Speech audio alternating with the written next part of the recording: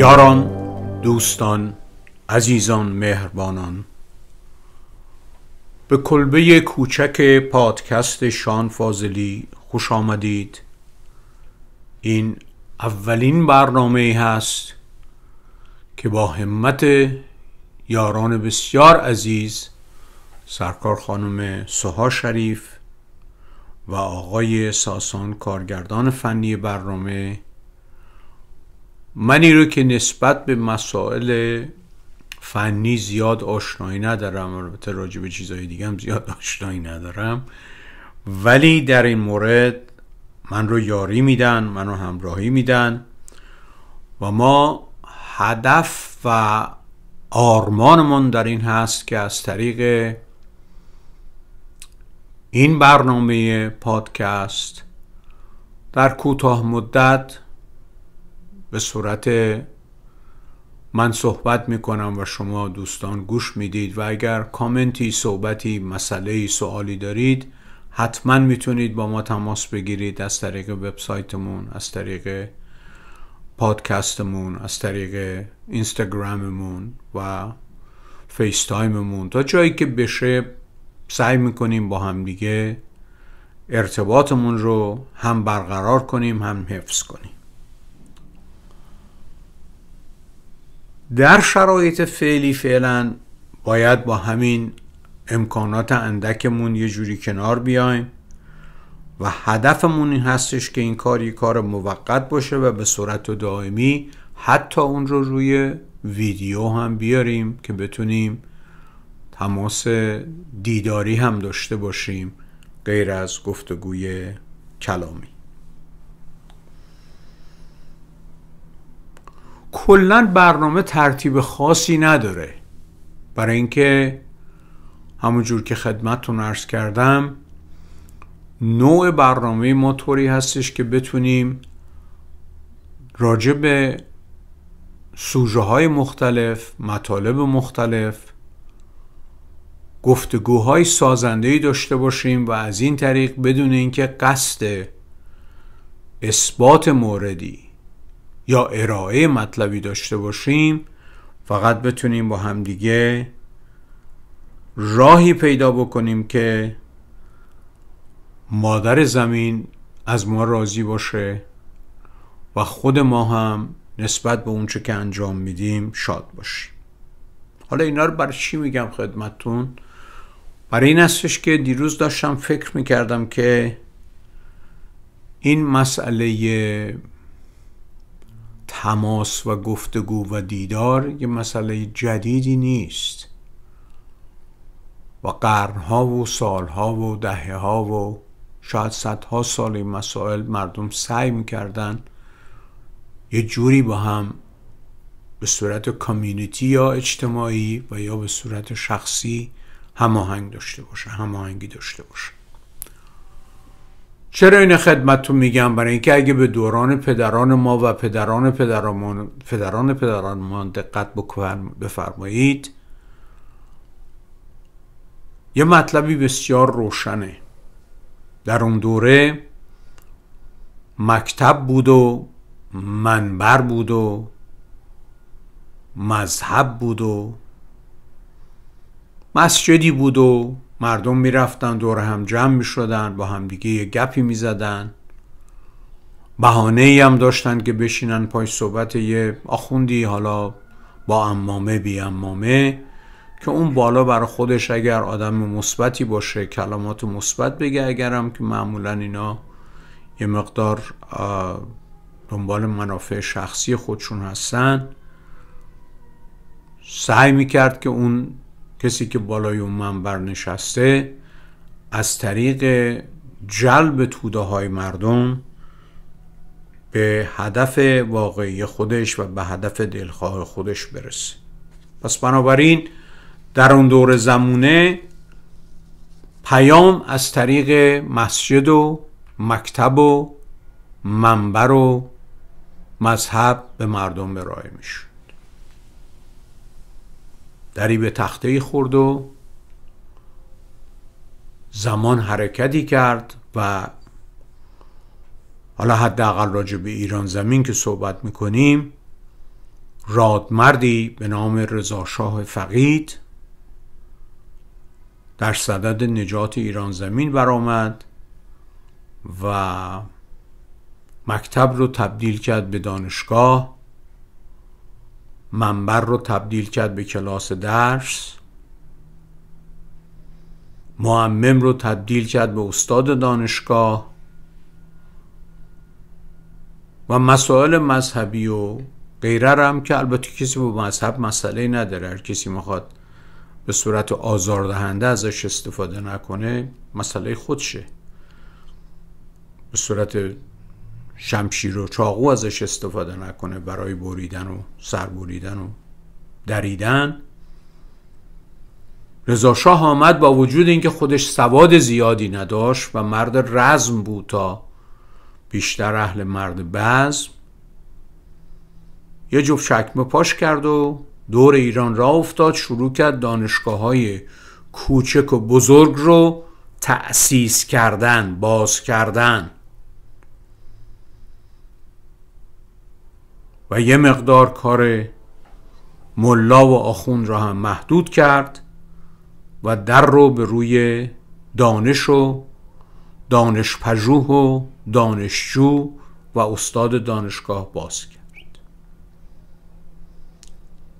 گذشت و فرزند ایشون هم همین راه رو ادامه داد تا اینکه متاسفانه مردمی در یک زمان تصمیم گرفتن که خودکشی دست جمعی بکنن و عملی کردن که میدونید و نباید میکردن و تاوانش هم دارن میدن و ما رو باباره برگردوندن به کجا؟ به مکتب و مسجد و مسائل مربوط به اون. ولی دنیا راه خودشو میره، دنیا کار خودشو میکنه. در مرحله سوم سوشال میدیا آمد و کامپیوتر آمد و به قول دوستی اپل و گوگل اومد و مردم از طریق دسترسی به سوشال میدیا تونستن با همدیگه مقداری ارتباط بیشتری برقرار بکنن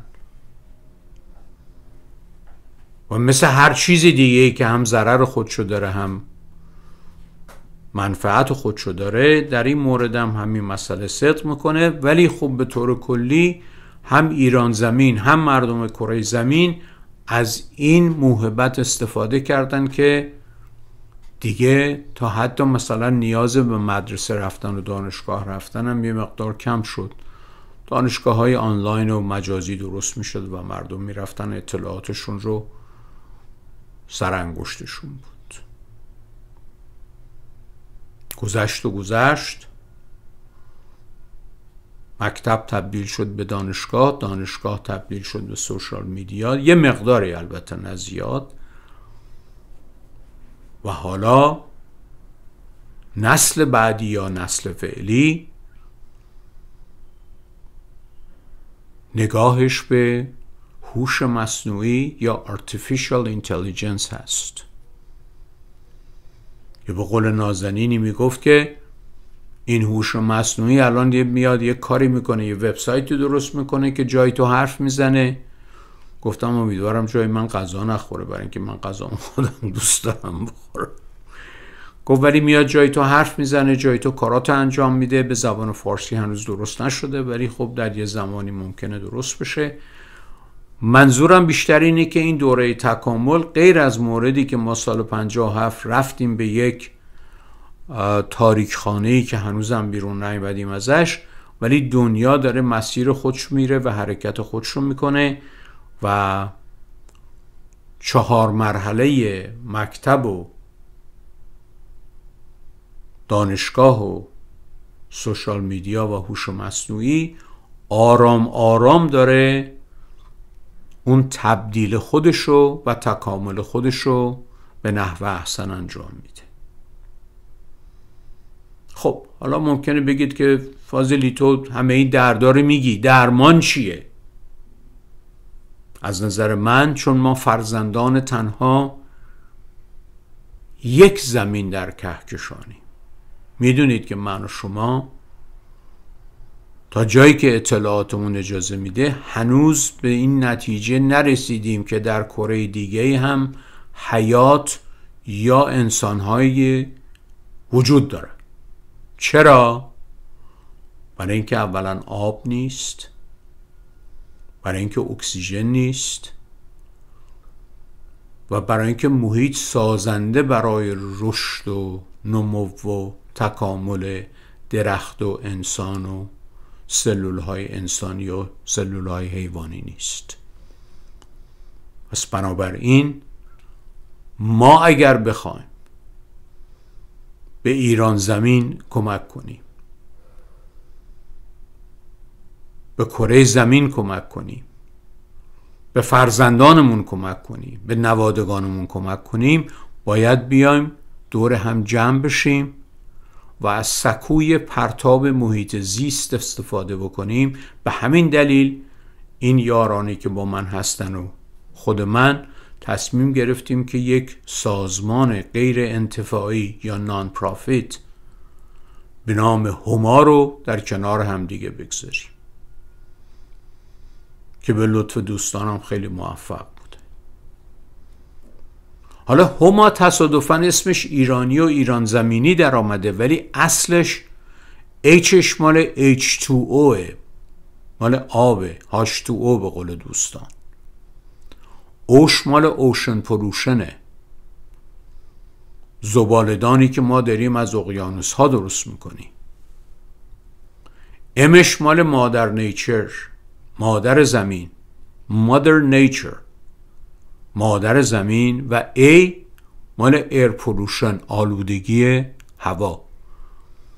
اگر دقت بکنید آلودگی هواست که میتونه باعث خیلی خیلی خیلی از بیماری ها باشه. این در سطح کلیه. در سطح ایران زمین دو مطلب هستش که خیلی مهمه که ما رو میتونه پیوند دائمی به هم بده. یکی گوش دادن به اون نازنین رادمرد بزرگی که میگه ز گهواره تا گور دانش بجوی، و بعدم میگه آن را که خرد دادی چه ندادی، آن را که خرد دادی چه ندادی و آن را که خرد ندادی چه دادی.